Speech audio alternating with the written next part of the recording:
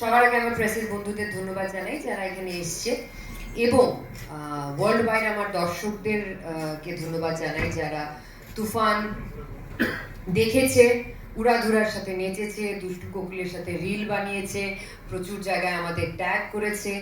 So thank you so much. আর আজকে না বললেই না, আজকে আমার এখানে ডিরেক্টর বসে আছে, তো রাফি ভাই সবসময় এটাই বলতো যে আমি একটা শটও কম্প্রোমাইজ করবো না। So this is the result.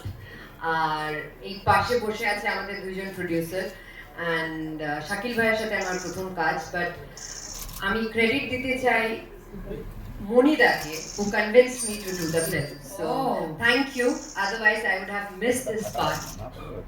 And definitely Shakib, যে being such a আপনাদের অনেক অনেক ধন্যবাদ।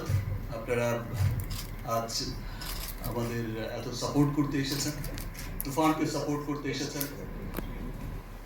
আচ্ছা, তুফানকে সাপোর্ট করতে আসেননি, এসেছেন বাংলা সিনেমাকে। এতক্ষণ ওয়েট করেছেন, ধৈর্য ধরে বসেছিলেন। আপনাদের সত্যি আমি অনেক ধন্যবাদ জানাই। ইনফ্যাক্ট আমি সবসময় আমার বাংলাদেশ হোক বা ইউএসএ হোক, যেখানেই হোক, আমাদের একটা পরিচয় হওয়া উচিত এবং আমরা ফিলও করি সবসময় তাই যে আমরা বাঙালি। এই কোলাবোরেশন কিন্তু কাজ করছে বাংলা চলচ্চিত্রের উন্নয়নে। বাংলা চলচ্চিত্র কিভাবে ওয়ার্ল্ড ওয়াইড ছড়িয়ে দেওয়া যায়, বিকজ আমরা সবাই জানি যে third largest maybe Bangla, six overall 40 কোটি মানুষ,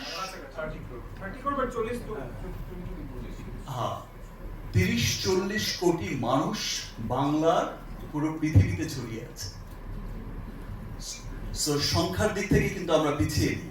এর চাইতে অনেক কম সংখ্যক পপুলেশন নিয়ে south film, Malayalam film, Punjabi film, ল্যাঙ্গুয়েজের দিক থেকে যদি বলি, তাদের ইন্ডাস্ট্রিও কিন্তু অনেক দূর এগিয়ে গেছে। আমরা কেন পিছিয়ে থাকবো?